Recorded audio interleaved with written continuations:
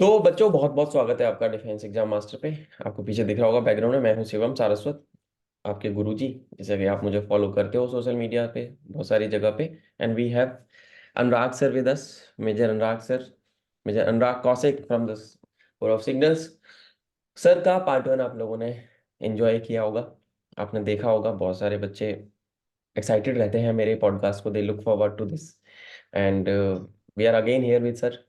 तो यहाँ पे आपने जैसे लास्ट के कन्वर्सेशन में जाना कि कैसे सर ने आर्मी ज्वाइन की, वो एक स्टोरी क्या थी, सर का academic background, and then SSB के किस्से हमने सर से डिस्कस किए। आज मैं मेनली बात करने वाला हूँ ओटीए के बारे में। OTA is officers training academy Chennai. And जब मैं ओटीए का नाम लिया तो सर को भी थोड़ा सा नॉस्टैल्जिक सा फील हो रहा होगा, because sir is an alumnus of OTA Chennai. And training दिन के दिनों के बारे में, आर्मी लाइफ के बारे में, सिग्नल्स के बारे में हम बात करेंगे। हम उन चीज़ों के बारे में बिल्कुल बात नहीं करने वाले जो कि ऑपरेशनल एस्पेक्ट्स हैं, बट जितना जानना जरूरी है हम उसके बारे में डेफिनेटली बात करने वाले हैं। तो sir, welcome again to the show, and thank you so much for giving me your time thank sir. You. तो थैंक यू शिव। सर, सवाल आता है कि मेरिट आ गई, आपका नाम था मेरिट में, और आप चले गए ओटीए। तो आप ऑलरेडी फौजी ब्रैट हो, uncle was in army, sorry uncle was in navy. तो आपने वो देखा है बैकग्राउंड, मतलब आपको थोड़ा सा तो आइडिया था कि यार ओटीए में मेरे साथ क्या होने वाला है, काइंड ऑफ थोड़ा सा किसी ने हिंट दी।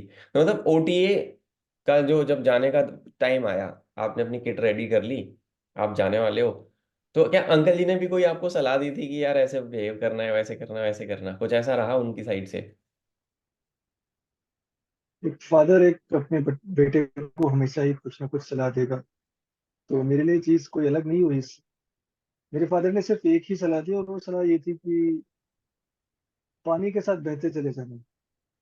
कुछ नया या कुछ एक्स्ट्रा एडवेंचरस करने की सोच मत रखना।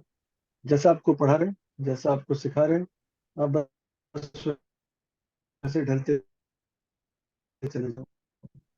बहुत कुछ होगा जो लगेगा शायद सही नहीं हो रहा है, बट ये कि आप उसको रेजिस्ट करो, या बॉडी या माइंड को कहो कि नहीं, उसको रेजिस्ट करते हैं और कुछ और शॉर्टकट मारते हैं। This was the only advice which my father give, and उसके बाद I went to my family. और सर बहुत अच्छी उन्होंने बात बोली।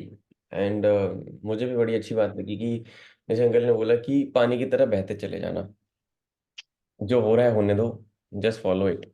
यहाँ पे मैं एस्पिरेंट्स को ये बोलूंगा कि कभी कभी हम, and sir sir with Anurag sir with also agree on this with me, कि कभी कभी हम, जैसे सर मेरा जो एक्सपीरियंस है 11 एसएसबी देने का, और जो मेरे दोस्त हैं जो अभी कमीशन्ड ऑफिसर्स हैं, या मेरे स्टूडेंट्स हैं, या मेरे जूनियर्स हैं, तो जब भी मैं बात करता हूँ, व्हेनेवर वी टॉक, तो मैंने देखा कि being spontaneous sometimes I think is the best cure of everything, है ना। आप पहले से प्री कंसीव्ड नोशंस लेके जाओगे, या पहले से आप प्रिपेयर्ड रहोगे, preparation is good, but pre conceived notions लेके जाओगे कि यार मैं तो हर चीज के लिए ही तैयारी करके जाऊंगा, तो फिर आप प्रॉब्लम में आओगे। बी लाइक वाटर, वाटर किसी भी शेप में आ जाता है, आप उसको जग में डालोगे जग बन जाएगा, कप में डालोगे कप बन जाएगा, किसी नाले से निकालोगे तो उसकी शेप ले लेगा, नदी में है तो नदी की शेप ले लेगा। So you have to be flexible in life. And इस ये thought process I think sir हमें अडॉप्ट भी करना चाहिए। अंकल वाली बात बिल्कुल सही है कि, और मैं बच्चों को बोलूंगा कि भाई अडॉप्ट करो, तुमको तो एकेडमी जाना है, बिल्कुल अडॉप्ट करो। तो अगला सर, आप पहुंचे एकेडमी, तो कैसा लगा सर ओटीए पहुंच के? कल्चरल शॉक लगा, कुछ झटका वटका लगा थोड़ा सा कि यार ये क्या ही हो गया, ऐसा कुछ हुआ आपके साथ?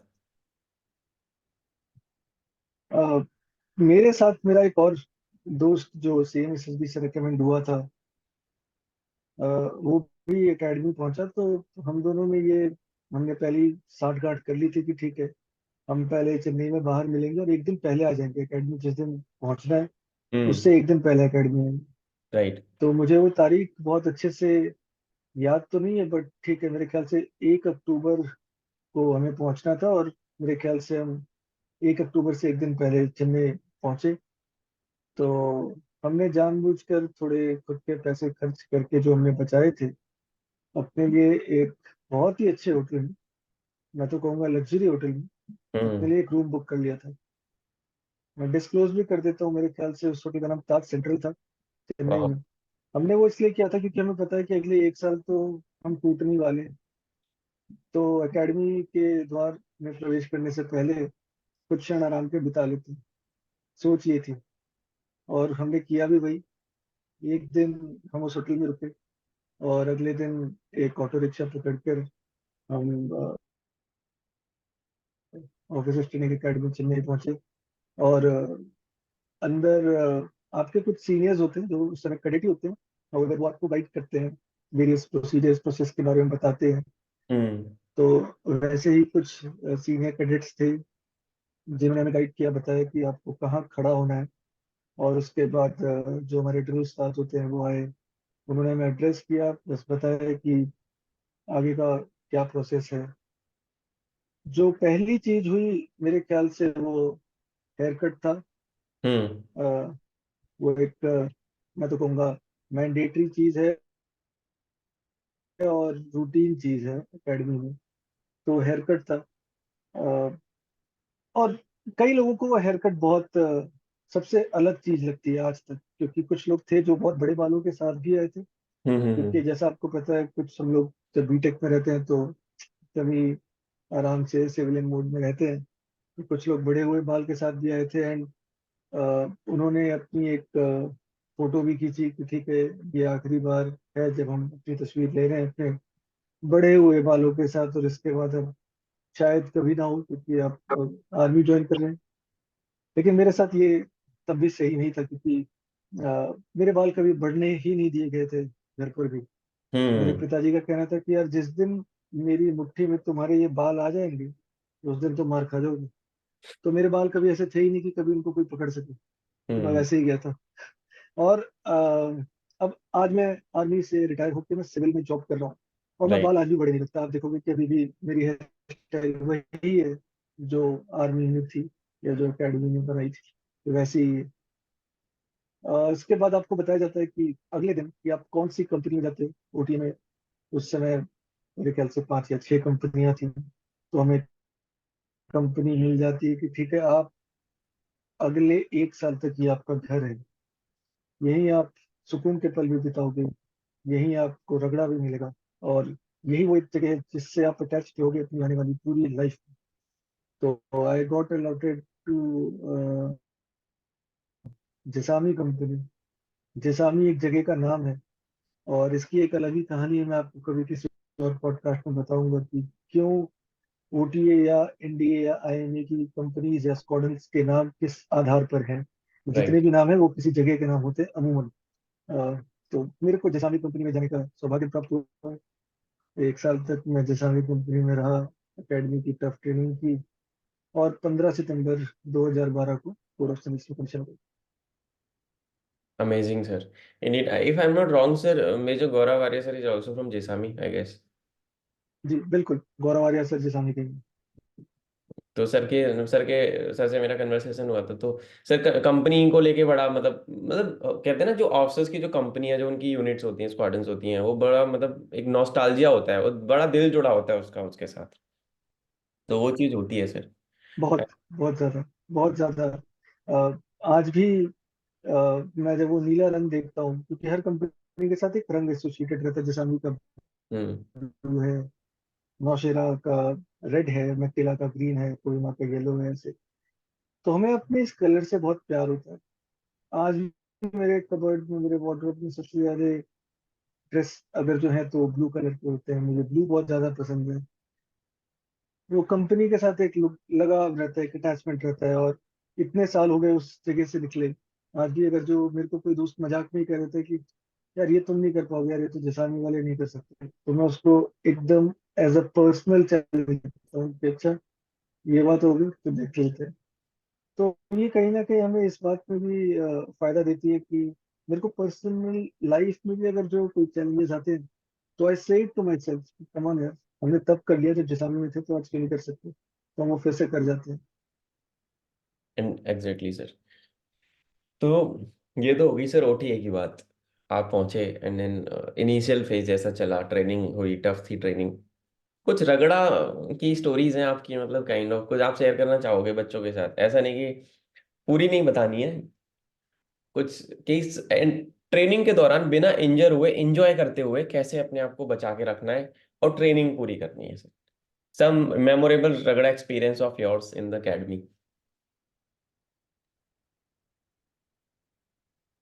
देखो, एक्सपीरियंसेस बहुत सारे हैं। हम्म। पूरे के पूरे जितने हमने दिन निकाले वहां पर, सब कुछ एक मेमोरेबल एक्सपीरियंस है। और वो आज काफी साल हो गए, लेकिन मैं अभी भी आपसे बात करता हूँ तो वो मुझे इस तरीके से याद है जैसे एज इफ कल ही वो मेरे साथ घटित हुए हैं। आपकी इस बात पर आता हूँ कि कैसे एंजॉय करते हुए और इंजरी फ्री होकर हम एकेडमी से पास आउट हो, तो मेरा ये मानना है कि ये होना पॉसिबल नहीं है। बिना इंजरी निकले और बहुत ज्यादा एंजॉय करके आप निकल नहीं पाओगे। Injury is bound to happen, कहीं ना कहीं तो चोट लगेगी। हाँ, इतनी ग्रीवियस इंजरी ना हो जाए कि आप एकेडमी की ट्रेनिंग ना कर पाओ, इसके बारे में मैं जरूर बता सकता हूँ। और उसके लिए मैं एक ही चीज कहूंगा कि आप जब एकेडमी में जा रहे हैं, अब वो रूटीन वो रिजीम फॉलो जरूर कीजिए जो आपको आपके पीटी उस्ताद आपके रूटीन उस्ताद बता रहे हैं। होता क्या है कि हम में से कुछ लोग हैं जिन्होंने इंजीनियरिंग में जिम ज्वाइन किए हैं। हम्म। हमें लगता है कि हम बहुत बड़े स्टूडेंट हैं क्योंकि हम तो वहाँ पे बेंच प्रेस मार रहे हैं, हम तो डेडलिफ्ट उठा रहे हैं 120 का, तो हम ये तो कर ही लेंगे। गड़बड़ यहाँ हो जाती है। और फिर हमें लगता है कि ठीक है हम कर लेंगे, और हम करना स्टार्ट कर देते हैं उस तरीके से जिस तरीके से हमें लगता है सही, लेकिन वो किताबी सिखाया वो तरीका नहीं है। यहाँ पर होती है इंजरी। बाकी रही बात एंजॉयमेंट की, तो एकेडमी का हर एक क्षण हर एक पल, क्योंकि आप अपने कोर्समेट्स के साथ हो, आप जरूर एंजॉय करोगे। चाहे वो सीनियर्स का रगड़ा हो, चाहे वो डीएस का रगड़ा हो, चाहे वो आपके ड्रिल उस्ताद का रगड़ा हो, आप एक एक पल एक एक क्षण एंजॉय करोगे। और यकीन मानो, जिस दिन आप एकेडमी से पास आउट होकर ओटीए चाहे आईएमई के गेट से बाहर होते हैं, आप पलट कर देखते हैं आपको बहुत याद आती है। और आप सर्विस में भी रहते हैं तो आप कई बार ऐसी फीलिंग आती है कि यार एक बार मैं फिर वहां पे उन सभी दोस्तों के साथ जाना चाहूंगा जिनके साथ मैंने ट्रेनिंग की। मैं करीब 11 साल की सर्विस के बाद रिटायर हो गया। मैं कई बार ऐसे प्लान हमारे भी बने, हम कभी कर ही नहीं पाए, तो वो याद बहुत आएगी, लेकिन आप वहाँ कहीं पहुंच नहीं पाओगे। बहुत मुश्किल से कुछ लोग होते हैं जो बहुत अच्छे प्लानर्स होते हैं, मैं कहूँगा, या एग्जीक्यूशन उनका बहुत अच्छा होता है कि वो वापस से पूरे कोर्स के साथ अपने पहुंच सके। अदरवाइज ऐसा हो सकता है कि आप कहीं से कहीं जा रहे हो, अकेले पहुंच गए हो वहां पे, लेकिन आपको वो फीलिंग कभी नहीं आएगी जो कि तब आई जो आप एक साथ वहां पे थे। हम्म। Amazing sir indeed. तो OTA is a very good training academy. OTA के बारे में मैं थोड़ा सा यहाँ पे बताना चाहूँगा। ऑफिसर्स ट्रेनिंग एकेडमी चेन्नई में है, और उसमें जाने के जो रास्ते हैं वो है आपका CDS, combined defence services exam जो यूपीएससी कंडक्ट कराती है। And OTA trains both mails and females. अगर आप 19 से 24 साल की एज ग्रुप में हैं, 19 से 24 साल के एज ग्रुप में है, तो आपको मौका मिलेगा ओटीए चेन्नई जाने का। OTA is mainly known for short service commissioned officers. OTA SSC की ट्रेनिंग आपको देती है। एंड ओटीए की training is very very demanding also, because sir 11 महीने की ट्रेनिंग है, if I am not wrong. IMA से आधे ड्यूरेशन में ट्रेनिंग होती है ओटीए में। या करेक्ट है 49। यहाँ पे आपको मैं थोड़ा सा करेक्ट करता हूँ, ओटीए की training is of 49 weeks. 49 weeks. IMA की training depending upon the entry है वो। लाइक अगर जो कोई टेक्निकल एंट्री में आ रहा है जिस तरीके से टीजीसी एंट्री है, तो वो ट्रेनिंग 52 वीक्स की है। हम्म। जिसका मतलब है 3 हफ्ते ज्यादा है। अगर जो आप सीरियस एंट्री से आईएमए जा रहे हैं तो वो ट्रेनिंग 1.5 साल की। तो अगर जो आप टेक्निकल एंट्री है तो, and if you are going to IMA, वो आपकी 1 साल की ट्रेनिंग है, 52 वीक्स की ट्रेनिंग है। और अगर जो आप टेक्निकल एंट्री और आप ओटीए पहुंचते हैं तो आपकी 49 वीक्स की ट्रेनिंग है। तो ट्रेनिंग ड्यूरेशन, अगर जो टेक्निकल एंट्री है तो मात्र 3 हफ्ते का है। यदि आप नॉन टेक एंट्री है और आप आईएमए जा रहे हैं तो ट्रेनिंग ड्यूरेशन का गैप काफी बढ़ जाता है, करीब 6 महीने एक्स्ट्रा ट्रेनिंग होती है आईएमए में। एंड ओटीए की जो शॉर्ट ड्यूरेशन ट्रेनिंग है फॉर 49 वीक्स, उसको कंपनसेट किया जाता है बहुत ही खूबसूरत तरीके से। इंडियन मिलिट्री एकेडमी में अ, हफ्ते के अगर जो 7 दिन हैं, तो एक दिन ड्रिल होती है और एक दिन फिजिकल ट्रेनिंग होती है। क्योंकि ऑफिसर ट्रेनिंग एकेडमी की training duration in terms of technical entry is 3 weeks shorter, उसको कंपनसेट करने के लिए ऑफिसर ट्रेनिंग एकेडमी में ट्रेनिंग में ये जो ड्रिल है और जो पीटी है, फिजिकल ट्रेनिंग, ये डेली होती है, डेली। तो आप पहले सुबह जब आप जूनियर होते हैं तो आप पहले पीटी ग्राउंड में जाके पीटी करते हैं, आप तुरंत आते हैं, आधे घंटे में आप चेंज करते हैं और आप ड्रिल पहुंच जाते हैं। तो वहां पे जो चीज आपको ग्रेजुअली मिलेगी वो ओटीए में एकदम ही आपको तुरंत मिलेगी, बहुत ही स्टीप रहेगा आपका लर्निंग को। इसीलिए ओटीए की ट्रेनिंग ज्यादा डिमांडिंग हो जाती है, ज्यादा टफ पड़ जाती है। And second thing is weather. Like Chennai का weather is known for humidity. It's right. Not a very good weather to be trained in. अगर जो मैं कहूँ good weather to be trained in, तो से like city like Bangalore, Pune, ये ideal training conditions हैं। मैं देहरादून का नाम इसलिए भी लूंगा क्योंकि देहरादून में भी गर्मियों में ठीक गर्मी पड़ जाती है और ठंडियों में काफी ठंड रहती है। हम्म। तो आइडियल ट्रेनिंग एकेडमीज मेरा मानना है, अगर जो जगह के हिसाब से हो तो या तो बैंगलोर में हो। और वैसे ओटीए जब ऑफिसर्स ट्रेनिंग स्कूल हुआ करता था अर्स्ट, वो हम्म। बैंगलोर के लिए निर्धारित था। एंड बाद में भी काफी टाइम तक ये प्रयास चला कि ओटीए को शिफ्ट करके बैंगलोर किया जाए। Primarily because of infrastructure reasons हम उसको कर नहीं पाए, बिकॉज इंफ्रास्ट्रक्चर काफी अच्छा डेवलप हो चुका था, आर्मी ने काफी पैसे खर्च कर दिए थे ओटीए के ऊपर इन चेन्नई। तो that is the reason academy could not move from Chennai to Bangalore. ठीक है, अदरवाइज मौसम देखोगे तो ओटीए का मौसम बहुत, मैं कहूँगा, चैलेंजिंग है to get train. Right sir.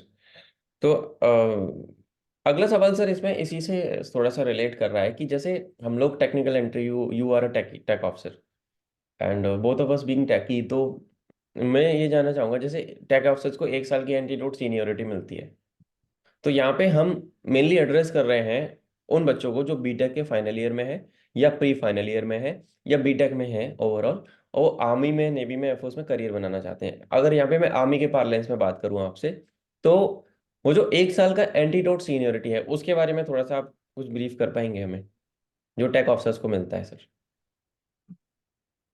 ये देखिए, 1 साल की कैंडिडेट सीनियोरिटी आपको इस बात के लिए दी जा रही है क्योंकि आपने अपनी डिग्री में 1 साल एक्स्ट्रा लगाया है, 1 साल एक्स्ट्रा आपकी मेहनत रही है। ये प्राइमरी एक रीजन है आपको एक कैंडिडेट सीनियोरिटी देने का।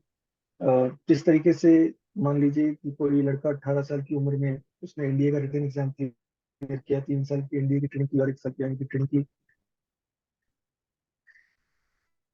और वो कमीशन ऑफिसर बन जाता है। या फिर कोई ऐसा लड़का जिसने प्लेन बीए बीकॉम बीएससी किया, 3 साल का जो कोर्स है, और उसके बाद उसने सीडीएस का रास्ता चुना और उस रास्ते से वो आईएमए स्ट्रोक ओटी आता है और वो फिर एक कमीशन ऑफिसर बनता है।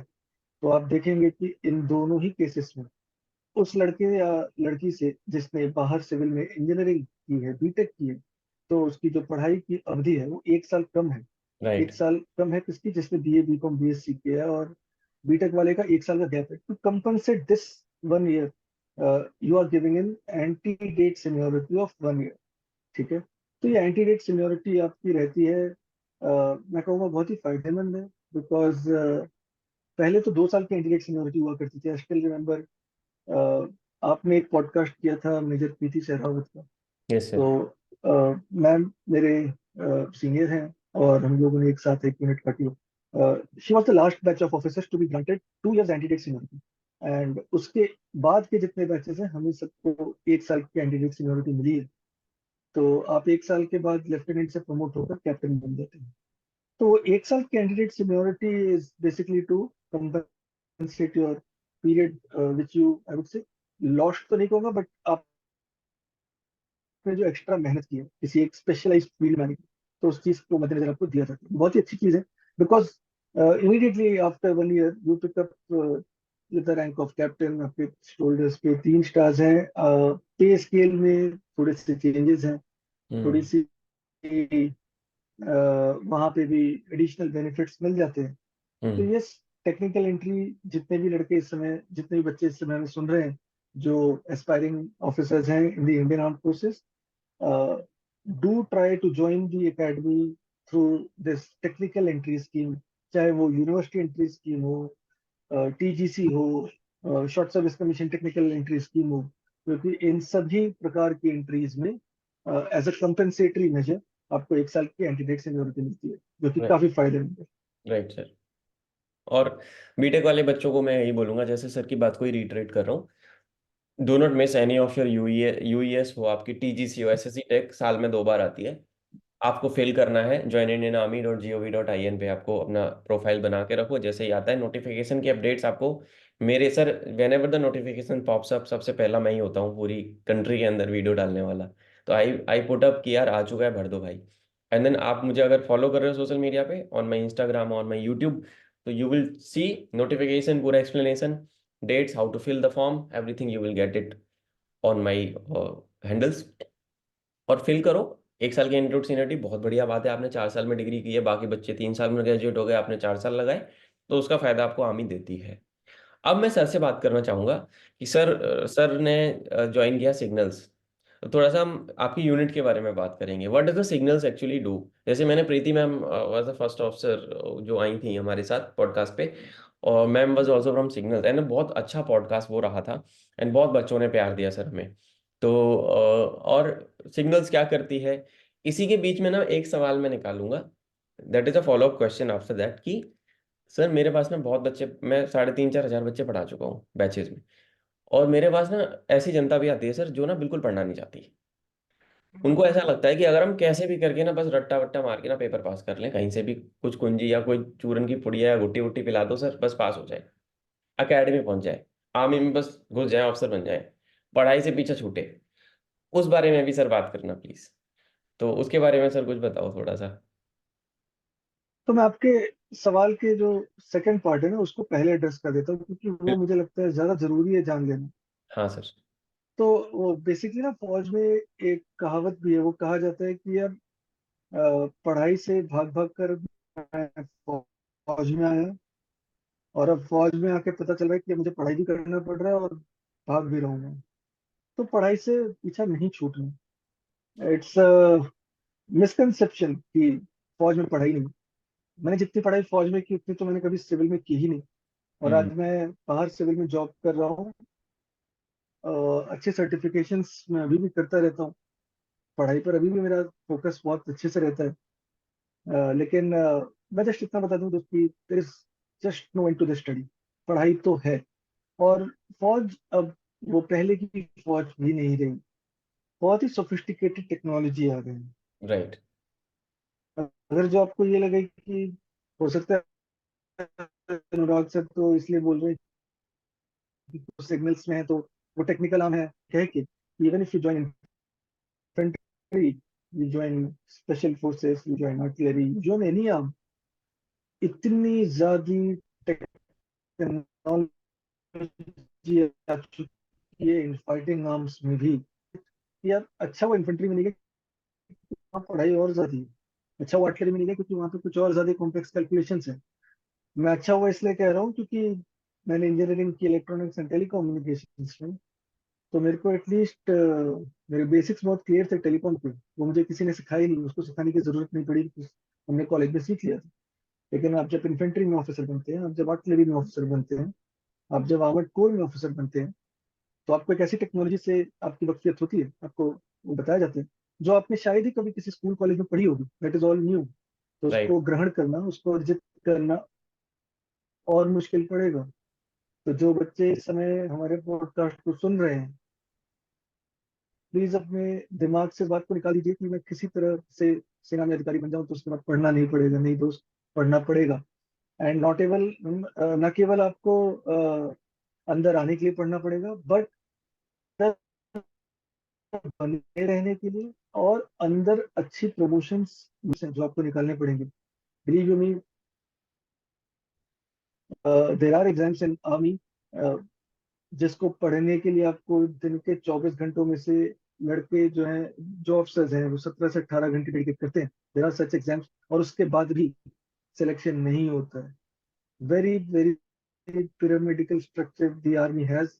एंड आपको बहुत ज्यादा कंपटीशन का सामना करना है, तो पढ़ाई से पीछा नहीं छूटना। This was answer to your face question 2, which was supposedly follow up question, लेकिन मैंने उसको पहले आंसर कर दिया। नाउ कमिंग टू सिग्नल्स क्या करती है, as the name suggest, signals, we deal in telecommunications, right.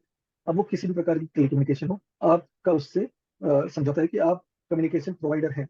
Just like वो काम जो बाहर जियो, एयरटेल बीएसएनएल कर रही है, मेरा मानना है कि उससे बेहतर काम, लेकिन उसी डोमेन का काम, कोर ऑफ सिग्नल्स करती है इंडियन आर्मी के लिए। प्राइमरी चार्टर ऑफ ड्यूटी ये कहता है कि आपका जो कम्युनिकेशन है, टैक्टिकल कम्युनिकेशन है, स्ट्रेटेजिक कम्युनिकेशन है, वो काम जो है वो कोर ऑफ सिग्नल्स का है। इसके अलावा जब से साइबर वॉरफेयर की गतिविधियां बढ़ गई हैं, इलेक्ट्रॉनिक वॉरफेयर की गतिविधियां बढ़ गई हैं, core of signals is chiefly and majorly responsible also to conclude these two warfares, which is cyber warfare and electronic warfare.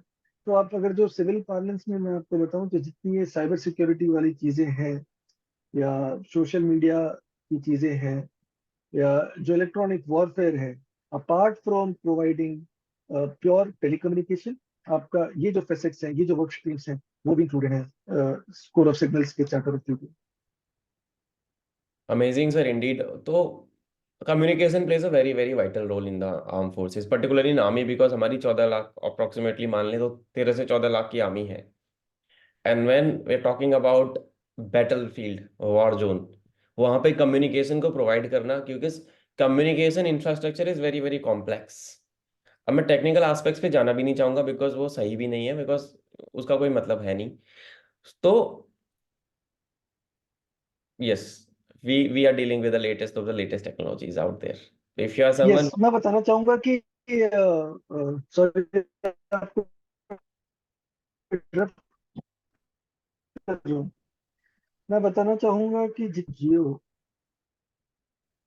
I don't say कि हम उनके साथ एकदम ही टेक्नोलॉजी में साथ चल रहे हैं, हम्म, but मैं ये जरूर कहूंगा अपने विश्वास से और अपने एक्सपीरियंस से कि हम उनसे पीछे नहीं है।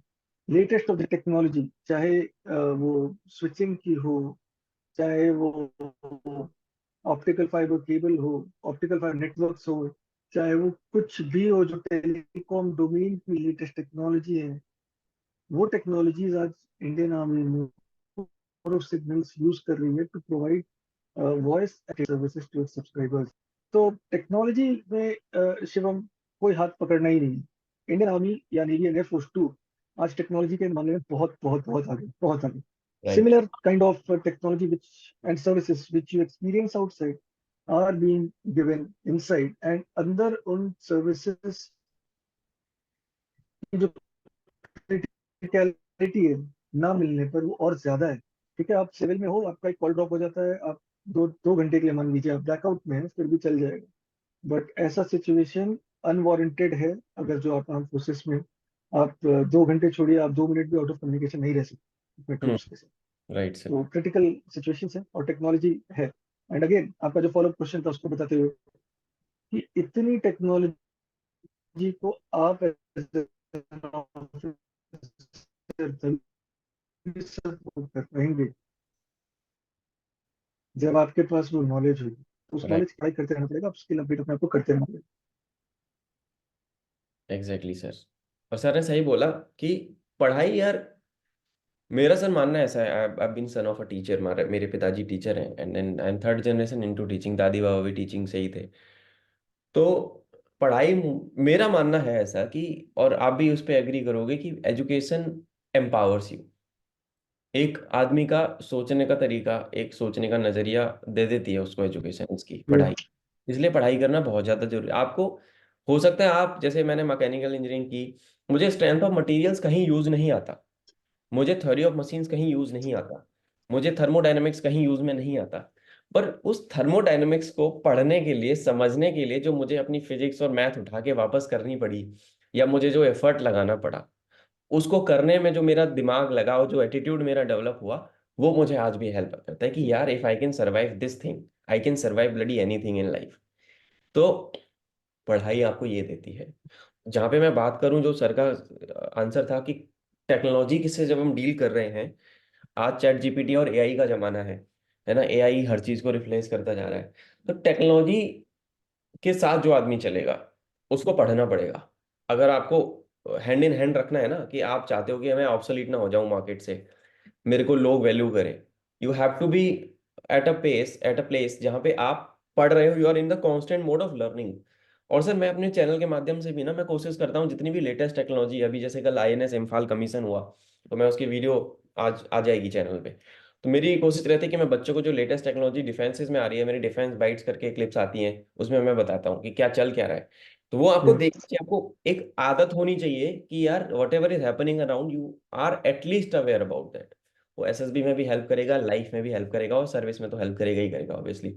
सर अगला सवाल आता है, that is second last question कि और उसके बाद फॉलोअप क्वेश्चन ये रहेगा कि सबसे ये कि अभी आप क्या कर रहे हो, you have left the army, आपने बड़ा 11 साल का अमेजिंग सा टेन्योर आपका रहा आर्मी में, what you are up to now and what would be your last message to the aspirants, जो डिफेंस एस्पिरेंट्स है जिनको फौज में ज्वाइन करना है सर।